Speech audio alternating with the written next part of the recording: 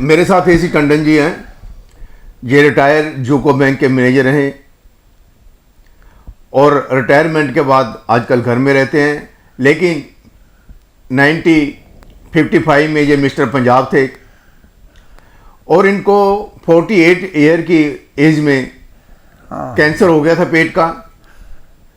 और धीरे धीरे जब ये बैंक में जाते तो हर कोई कहता था मीरचंद जी आप कमज़ोर हो रहे हैं, टंडन साहब आप कमज़ोर हो रहे हैं। कहते नहीं मैं तो ठीक हूँ। लेकिन जब इन्हें पता चला, जब डायग्नोस कराया इन्होंने, तो तब पता चला कि इनके पेट में कैंसर है। जब सीएमसी से पता चला तो ये फिर चले गए बॉम्बे गए थे आप। इन्होंने जब जवाब दे दिया इन्होंने कहते हम आपको ऑपरेट नहीं कर सकते। It will bring a bad name to our institution, क्योंकि ये हमारी पावर से बाहर है आपका इलाज करना, और स्टेज बहुत ज़्यादा बढ़ गई है। तो बॉम्बे गए आप फिर उन्होंने कहा अभी हम तो नहीं हैं, पर you go to Bombay, Tata Memorial वहाँ पर है स्पेशल। वहाँ पर मैं गया, वहाँ पर एक हफ्ता उन्होंने मुझे चेक चुक किया और उन्होंने ना गलत रिपोर्ट दे दी यहाँ पर।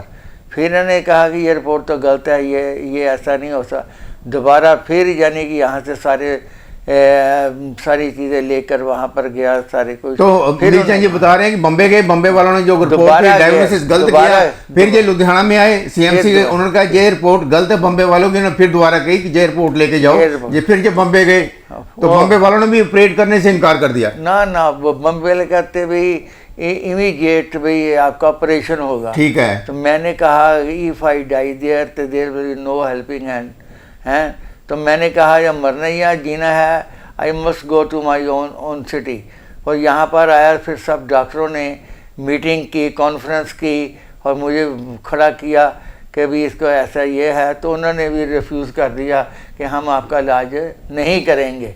तो फिर जो है अपना सबसे बड़ा डॉक्टर था मिस्टर CM सिंह सर्जन, जो कि नॉर्थ इंडिया का बहुत मशहूर था, जब वो मीटिंग से बाहर निकला तो मैंने उसको पकड़ लिया। मैंने कहा डॉक्टर साहब मेरी एक रिक्वेस्ट क्या है? मैं क्या मरने से पहले तो मेरी एक इच्छा पूरी करो। कहता क्या है? मैं क्या I should be operated by you, और उसके साथ है फिजिशियन। तो उन्होंने भी मैंने रिक्वेस्ट की। तो उन्होंने, वो था मिस्टर जकराय, यानी कि he was a head, he was a head of the medical institute. उन्होंने दोनों ने मिलकर फैसला की। फिर उन्होंने दे एग्री के हाँ भैया हम आपका करेंगे। तो फिर जब उन्होंने मेरा ऑपरेट किया तो इतनी बड़ी रसौली निकली। उन्होंने लोगों को दिखाया कि ये देखो कि कितनी जालिम चीज़ है ये, और इनको हमने ऑपरेट किया। और कहा उसके बाद मुझे उन्होंने इंजेक्शन देने की है 3-4 महीने। वो मुझे कीमोथेरेपी के बहुत स्ट्रॉन्ग दिए थे, मुझे होश नहीं आती थी जब इंजेक्शन लगते थे। तो फिर उसके बाद एक दफ़ा मैंने कहा आप बहुत कमज़ोर हो गए थे जब बहुत ज़्यादा कमज़ोर हो गए, और बैंक में आप सर्विस ज्वाइन कर लिया था उस समय? ना मैं तो जा नहीं सकता था। ज्वाइन कब किया दोबारा बैंक में, कब गए आप? वो फिर मैं आपको बताता हूँ ना जी। तो फिर मैं उन्होंने कोई 3-4 महीने मेरा ना इंजेक्शन किया लिया, और फिर मेरे हाथ पाँव सुन्न हो गए। तो मैंने कहा मैं अपने हाथ हिला लूँ कोई इंस्ट्रूमेंट से, उन्होंने क्या हिला लो। फिर मैंने थोड़ी ना एक्सरसाइज शुरू की, और वो डॉक्टर, इनके हाथ पैर सुन्न हो गए थे, फिर धीरे धीरे काम करने छोड़ दिया था। ऑपरेट होने के बाद पेट का ऑपरेशन हुआ, जान चली गई, हाथ पैर कमजोर हो गए, जान नहीं रही। लेकिन धीरे धीरे इन्होंने हाथ हिलाने शुरू किए 50 ईयर ओल्ड एज में, 50 साल की उम्र में। तो फिर क्या हुआ हाथ हिलाने के बाद? सारे देखो जी डॉक्टर इतने अच्छे थे मेरे हाल, वो तो किसी से बात नहीं करते ऐसे। जब उन्होंने क्या दिया तुमको ज़्यादा तकलीफ हो, मैं ना हूँ, कम टू माई हाउस, यानी कि मैं उसके घर में जाता था, वो अपने ड्राइंग रूम में मुझे लिटा कर भी देखते थे। तो वो कहते भी आपको इतनी तकलीफ है, ये और भी होगी, पर डोंट लूज़ योर हार्ट, भी कोई परवाह नहीं है, ये तो ऐसे होगा ही होगा। मगर when ever you feel that के भी I should be consulted by the doctor, तो मैं उनके पास जाता था, वो मुझे कुछ ना कुछ दे देते थे। देखिए ये बता रहे हैं अपना मीरचंद जी, डॉक्टर इतने अच्छे होते थे। आजकल आप देखते हैं डॉक्टर शाम को भीड़ लगी होती है घर पे, पैसे अलग लेके देखते हैं। उस समय जो डॉक्टर होते थे, फिजिशियन होते थे, सर्जन होते थे, कहते हमारे घर आ जाओ। घर पे वो किसी को चेक नहीं करते थे, वो अपना ड्यूटी देते थे, हॉस्पिटल में घर आ जाते थे, रिलैक्स अपना आराम करते थे। लेकिन पैसे की मारामारी उस समय नहीं थी। लेकिन आजकल तो जहाँ भी डॉक्टरों के पास जाते हैं शाम को भीड़ लगी तो पहले जो डॉक्टर होते हैं 10-12 घंटे हॉस्पिटल में काम करते हैं, उसके बाद फिर घर पे 10-10 घंटे 20-20 घंटे काम करते हैं, दिन भर रात दिन वो पैसे की दौड़ में शामिल है, उनको पेशेंट से कोई मतलब नहीं। लेकिन जो इनके डॉक्टर थे वो इनको चेक करते थे, कोई पैसा नहीं लेते थे, कहते आप हमारे पास आओ चेक कराओ। मेरा हॉस्पिटल में ना मिलूं तो मेरे घर आ जाओ। देखो घर बुला लेते थे, बेडरूम में आप मुझे लिटा कर देखते अपने बेडरूम में, और फिर उसके बाद जो दूसरे डॉक्टर होते थे उनको बोलते थे देखो मैंने इसको ठीक किया है। दे फील वेरी प्राउड कि उन्होंने कि मेरा इलाज करके मुझे ठीक किया है। तो आप नोट कीजिए, ये बता रहे हैं कि अपने बेड में ले जाते, बेडरूम में, और बेड पे लिटा के इनको चेक करते। अरे आजकल तो डॉक्टर किसको घर में नहीं घुसने देते, तो बेड की तो बात ही बहुत दूर की है। फिर बाहर 1100 रुपये लेते हैं, 2100 रुपये फीस लेते हैं, कहते हैं भाई से बाहर जाओ। फिर उसके बाद जो उसके रिश्तेदार थे वहाँ पर होते उनको इंट्रोड्यूस करते थे। उनके बेटे और लड़कियाँ डॉक्टर अमेरिका से आई थी, उन्होंने कहा ये देखो मैंने इनको ठीक किया है। तो he felt very proud of mister CM Singh जो सर्जन था। और ऐसे हॉस्पिटल में मेरा ऑपरेशन किया कभी वहाँ पर निशान ही नहीं कोई छोड़ा। और उसके बाद उन्होंने कहा अभी तुमको 10 साल सब कुछ यानी ब्रेन स्कैनिंग, बॉडी स्कैनिंग, हर तरह का ब्लड सारा कुछ चेक कराएगा 10 साल के। मगर 6 साल के बाद उन्होंने कहा अभी आप तेरे नो नीड। तो 6 साल बाद बिल्कुल क्वाइट वेल हो गए, ये बिल्कुल सही हो गए, कोई जरूरत नहीं पड़ी। और फिर इन्होंने एक्सरसाइज चालू कर दी फिर दोबारा। फिर मैंने एक्सरसाइज चालू की। 1984 में I became mister veteran. Veteran यानी कि सीनियर सिटीजन में आ गए, और वेटरन यानी कि फिर खिताब जीता इन्होंने। फिर मैं 2-3 दफ़ा मैं I was selected as a mister Punjab veteran. Veteran में जो 60 से ऊपर होते हैं उन्हीं को वेटरन कहते हैं। तो 60 के ऊपर जो अपना 40 से ऊपर थे, 40 के ऊपर जो वेटरन में गिने गए जितने हैं, तो फिर ये जीते, इन्होंने खिताब जीते ऑपरेशन कराने के बाद, कैंसर होने के बाद।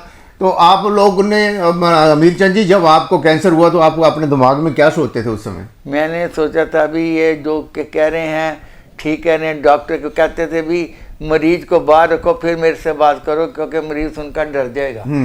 तो मैं बाहर बैठा था और मेरे जो साथ जाते थे वो डॉक्टर से बात करते थे। वो कहते मरीज को मेरे पास मत लाओ, वो डर जाएगा। नहीं, आपने पॉजिटिव थिंकिंग से, जब मैं ठीक हूँ, जैसे मैं हेल्दी हूँ, कौन सी थिंकिंग रखी जब आप दवाइयाँ खाते थे, जब ऑपरेशन हुआ? ये बताइए, जो लोग हैं बीमार रहते हैं उनको थोड़ा सा बूस्टिंग मिले, थोड़ा सा एनर्जी मिले। देखो जब मैं टीका लगा के आता था मुझे होश नहीं आती थी। मैं अब जाने से पहले एक बाल्टी पानी की ऊपर छत पर रख कर आता था उस वक्त भी। और जब वो अपना टीका लगा के आना था तो मैं अपने कमरे में बाल्टी पानी थी उसको कमरा बंद करके बैठ जाता था। और मुझे इतनी उल्टी आती थी कि सुबह 9 बजे से लेकर रात के 12 बजे तक वही पानी पीना, वही निकलना। वही मैंने क्या था भी मेरे पास कोई ना आए, मेरी हालत कोई ना पूछने आए। तो I remain alone in one room. और राती 12 बजे फिर मैं I take 1 cup of tea. तो जब ये कैंसर के बाद जब टीका लगवा के आते थे तो इनको वोमिट उल्टी के ऊपर उल्टी आती थी। 12-12, 15-15 घंटे तक जब परेशान रहते थे, अपने बच्चों को कहते थे भी मेरे पास नहीं आना, मैं खुद ही अपने आप को ठीक करूंगा। तो जब ये ठीक हो जाते थे अपने आप ही ठीक होते थे 12 बजे रात को, यानी कि फिर 4। हाँ, जब असर रहता था टीके का तो उसके बाद जब ठीक हो जाते थे तो फिर ये अपने परिवार से मिलते थे। और दवाइयाँ इन्नियाँ कौड़ियाँ सी कि भी तुम खा नहीं सकते। दवाइयाँ उस समय में मेडिसिन बहुत ही कड़वी होती थी, यानी कि पाई ही नहीं होता था जो जहर को जहर मारता है, क्योंकि कैंसर की दवाइयाँ जो बहुत ही कड़वी होती हैं तो जहर से जहर ही मरता। तो इन्होंने जो दवाइयाँ जो ली हैं तो जिन्हें अपना स्ट्रॉन्ग रखा, थिंकिंग स्ट्रॉन्ग रखी, पॉजिटिव थिंकिंग से इन्होंने जंग को लड़ा। तो आप क्या कहना चाहते हैं आमिर चंद जी, जो बीमार होते हैं लेकिन वो कैंसर होता है, कैसे लड़ना चाहिए इसके साथ? कैसे लड़ना चाहिए, ये तो मैंने पहले पॉजिटिव थिंकिंग रखो कि आई विल नॉट डाई। साहब कहते हैं आप मर जाएंगे, और मैं क्या आई विल नॉट डाई, मैं ठीक हूँ। इन्होंने कहा आई विल नॉट डाई, मैं नहीं मरूंगा, मैं नहीं मरूंगा, और नहीं मरेंगे। ये डॉक्टर सुन का हैरान होते, ये बोलता क्या है। हाँ, और जब खीला इंजेक्शन रह गया, मैं कहा अब तो मैं खड़ा भी नहीं हो सकता, मुझे एक इंजेक्शन ना लाओ। हाँ। तो जो मेरे साथ गए कि आप इसके रिश्तेदार हैं या दुश्मन हैं, इसको हम यानी इतनी तकलीफ थी, वो कहते हैं हम इसको यानी कि लिटेगा, हॉस्पिटल में भी रखेंगे और लास्ट इंजेक्शन देना पड़ेगा। और देखिए जब ये इंजेक्शन ले रहे थे घर वालों ने सामने कह दिया कि इतना दुबला हो गया, अब तो इसमें जान ही नहीं है, ये टीका डॉक्टर साहब रहने दो, जो कुछ है ठीक है। नहीं, डॉक्टर कहते हैं इसको ये टीका लगाना पड़ेगा, अब इसको हम ठीक करेंगे, क्योंकि उनको पता होता है, डायग्नोस करते हैं भी कितना इंप्रूवमेंट हो गया, वो मेडिकल रिपोर्टें देखते हैं, उसी के हिसाब से बात करते हैं। लेकिन फैमिली वाले तो कहते हैं यार इसमें तो जान ही नहीं है, तो सूख गया है, इसको खा नहीं सकता, ये पी नहीं सकता। लेकिन डॉक्टर ने कहा टीका लगेगा, टीका लगा तो उसके बाद आप ये बैठे हैं और 36 ईयर 50 के बाद ये 36 साल हो गए कैंसर के ऑपरेशन के बाद हमारे सामने बैठे हैं। अमीर चंद जी अमीर हैं थिंकिंग में, पॉजिटिव थिंकिंग में। तो अमीर चंद जी आप बताइए और क्या कहना चाहते हैं, आप जो लोग आपको देख रहे हैं उनको क्या कहना चाहते हैं? मैं तो यही कहना चाहता हूँ कि one should be thinking, have optimistic होना चाहिए। ऑप्टिमिस्टिक हो गए आप। उसके बाद जब आपने ज्वाइन किया, बैंक ज्वाइन किया तो मैं तुरने के लायक नहीं था, मगर मेरे ना साहब बड़े बड़े अफसर बड़े मेहरबान थे, तो मेरी ट्रांसफ़र हो गई थी 83 में। अपने जब मुझे कैंसर था तो मैं कोहाड़े में था, तो मैंने वहाँ पर ज्वाइन करके मैं आ गया ताकि मेरी तनख्वाह मुझे मिलती रहे। फिर उसके बाद जब मैं थोड़ा बहुत चलने के फिर हुआ तो मैं वहाँ पर किसी की हेल्प से जाता था वहाँ पर, और मैनेजर जो जिससे मैंने चार्ज लेना था वो कहता अभी चार्ज लो। मैं क्या मुझे तो पता नहीं, मैंने कल आना कि नहीं आना, हारी रजिस्टर दो। मैं कहता है एक ब्रांच में 2 मैनेजर नहीं रह सकते। मैं कह रहे या न है, जो मेरी हाजिरी यहाँ लगनी चाहिए ताकि आई शुड गेट दी पे फ्रॉम एवरी मंथ हैं। तो वो मेरे से ना बहुत दफ़ा नाराज़ हुआ कि अभी हमारा आगे हमने जाना है अपनी ब्रांच में। तो मैं फिर चंडीगढ़ चला गया, जो बड़े अफसर से नॉर्दर्न जोन के बड़े अफसर थे उसको फिर चले गया कि मुझे वो इतना तंग कर है। तो वो कहता है एक ब्रांच में 2 मैनेजर नहीं रह सकते। तो उसने कहा कि आप यहाँ आए क्यों, अगर गिर जाते तो आपको कौन संभालता हैं, जब आपकी बात हर बात हम मानते हैं तो आने की ज़रूरत नहीं थी। तो फिर मैं उस ब्रांच में चला गया, उसको मैंने बोला फिर जोनल ऑफिसर से कह दिया कि तुम वहाँ पर जाओगे। तो देखिए ये बता रहे हैं कि कैसे जॉनी के कुछ जो नीचे वाले होते हैं वो तंग करते हैं, लेकिन बड़े अफसरों ने इनके साथ न्याय किया कि आप वहाँ जाएं, आपका काम। आपने जब ज्वाइन कर लिया थोड़ा सा ठीक हो, फिर आपने लोगों का कैसे भला किया, कैसे लोन दिए, थोड़ा सा ये भी बता दें। कोई काम नहीं किया वो कोहाड़े में, मैं हाजिरी लगाता था और 2 घंटे बैठकर मैं घर वापस चले जाता था। ये भी रिपोर्ट हो गई मेरी कि ये 2 घंटे बैठता, तो ऊपर अफसरों ने कुछ नहीं कहा। फिर एक दफ़ा यानी कि मैं सड़क के किनारे खड़ा था तो जोनल ऑफिसर की गाड़ी निकली, उसने देखा, उन्होंने गाड़ी रोकी यहाँ पर, क्या भी आप जा रहे हैं? मैं कहा हाँ जी मैं तो जा रहा हूँ। तो मेरे से तो बैठा नहीं जाता। कहते ठीक है आप क्या चाहते हैं? मैं कहा मुझे लुधियाने में ही तुसी ट्रांसफ़र करो। फिर उसने कहा बड़ी ब्रांच है वहाँ पर तुम काम करो। मैं कहा नहीं करूँगा, मैं तो उस चौड़े बाज़ार में मुझे भेज दो, क्योंकि मैं सिविल लाइन नहीं जा सकता, इसलिए चौड़ा बाज़ार मेरे घर से नज़दीक है, मुझे वहाँ पर ला दो। तो उन्होंने मेरी दूसरे दिन ही मेरी ट्रांसफ़र वहाँ चौड़े बाज़ार में कर दी और उसको बोल दिया कि इससे काम मत लेना, इसको जो करे वो करने दो। मीरचंद जी आपने गरीब लोगों को बहुत लोन दिए अपना बीमार होने के बाद, वो क्या सोच के आप बड़ा लोगों की सेवा करने लगे? मैं ये कहता हूँ कि मेरे साथ जैसा आदमी एज ए मैनेजर कोई पैदा नहीं होगा जो लोगों के बुआ गरीबों के बुआ खड़का कर कहता है भाई लोन ले जाओ, अपने बच्चों को पालो, अपना मकान बनाओ, राशन डालो और पैसे आप हौली हौली दे देना। तो आपने काफ़ी लोगों को लोन दिया? मैं कहता कोई छोड़ा ही नहीं। प्रताप सिंह वाला था, वहाँ पर बहुत गरीब लोग रहते थे, याली में भी बहुत गरीब थे, और प्रताप सिंह वाले मैंने सब लोगों को लोन दिया। कोई चर्सी था, कोई यानी कि हर तरह, कोई डाकू था, ये था। मैंने कहा भाई लोन ले जाओ, अपनी ज़िंदगी बनाओ। तो इन्होंने सारे पैसे मेरे मोड़े भी और यानी कि भी मैं ठीक ठाक रहा। तो आपको उस समय सम्मानित किया, यानी कि आपको ऑनर किया, किसने किया था उस समय आपको? उस वक्त मैंने डीसी साहब को रिपोर्ट गई कि इस एरिया में जो है भी कौन सबसे भी लोन ज़्यादा दिया है, किसी ने गरीबों की हेल्प की है। उस वक्त RDS एक स्कीम होती थी जिसके तहत यानी कि गरीबों को दिया जाता था, उसमें बहुत सारा उनको गरीबों को फ़ायदा होता था।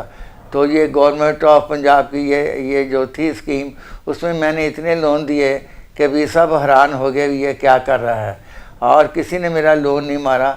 और उसके बाद फिर डीसी मिस्टर सानी थे, तो वो मैं I was admitted in the hospital at that time in CMC hospital. वहाँ से उन्होंने कार भेजी कि उनको कार में लेकर आओ, हमने उनको ज़मानत करना है। फिर वो मुझे कार पर लेकर आए और मुझे ज़मानत किया, और डीसी साहब मुझे देखकर बहुत हैरान हुए कि आपको क्या हो गया। मैं क्या ठीक है जी ऐसे ही है। तो इस तरह से फिर वो मुझे कार में CMC में हॉस्पिटल में छोड़ने गए। और देखिए जब पहले की फ़ोटो जब ये बचपन में थे, धीरे धीरे आप देखिए उसके बाद ये उससे ज़्यादा मिस्टर पंजाब बने, उसके बाद ये बीमार हुए, नॉर्दर्न इंडिया भी बने जे। उसके बाद देखिए आपकी फ़ोटो देखिए अभी प्रेजेंटली हमने दिखाई है, जिनकी इस समय जो रिसेंटली कल फ़ोटो खींची थी वो सभी हमने आपको दिखाई हैं। और देखिए मीरचंद जी आज भी अमीर हैं। अब मैसेज क्या देना चाहते हो जो लोगों को जो सोचते रहते हैं यार मैं गया आज मैं गया, मेरे पास कुछ नहीं है, ये क्या यही सोच मैं लोगों को हर रोज़ बताया। मेरे पास बहुत सारे लोग आते हैं घर में कंसल्ट करने के लिए, बॉडी बिल्डर भी आते हैं, भी क्या खाएं क्या। मैं उसको कहता हूँ वही सब कुछ खाओ मगर डब्बा मत खाओ। और डब्बे वाले मुझे फ़ोन करते भी आप ये क्या कह रहे हैं लोगों को, ये आपकी क्या सोच ऐसी है, आपका ज़माना और था हमारा ज़माना और है, आप सारी दुनिया डब्बे खाती है, आप लोगों को क्यों कहते हैं। तो मैंने कहा भी this is my own version.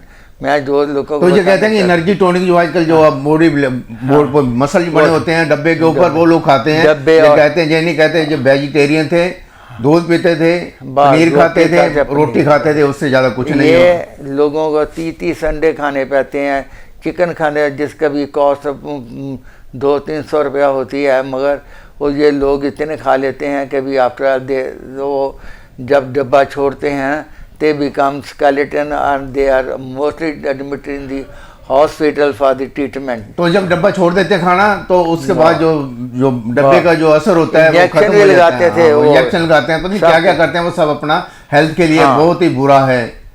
तो हमारे ज़माने में तो कुछ है ही नहीं था। अच्छा तो आप ये जो आप आज की नौजवान पीढ़ी, आप ये बताइए कि क्या सोचना चाहिए बच्चों को, क्या करना चाहिए, मैसेज क्या दो, ये मैसेज दो आपने कैंसर से लड़ाई की, आपने बॉडी आप कह रहे हैं आज भी मसल हाँ ये बोल है कि हमारी बॉडी हमारा सब कुछ जो है सिस्टम है ना, ये सब कुछ सोच से बनता है। अगर आप दिल हार जाएंगे, दिमाग में इतना प्रेशर देंगे कि मैं गया मैं बहुत कमज़ोर हो गया हूँ, ये हुआ, मैं चल फिर नहीं सकता, मैं क्या, ये थिंकिंग है वो आदमी को मारती है। जो अपना थिंकिंग में बदलाव लाओ और सोचो कि मैं बहुत हेल्दी हूँ, हेल्दी ना भी हो फिर भी वो सोचे भी मैं एक्सरसाइज कर रहा हूँ, ना करें। मगर if you put this thing in your brain in thinking कि मैं एक्सरसाइज कर रहा नहीं कर रहा physically, but mentally he is doing something exercise कि मैं ऐसा फील कर रहा हूँ, उससे भी आपकी सेहत ठीक बनेगी। तो देखिए जब ये बीमार थे, कैंसर हुआ, तब ये कहते थे मैं ठीक हूँ और ठीक हो गए, और आज भी कहते हैं मैं जवान हूँ और जवान है। मीरचंद जवान है और आज भी जवान है। मीरचंद जी आपका बहुत बहुत धन्यवाद, आपने हमको समय दिया। Thank you very much sir, आपको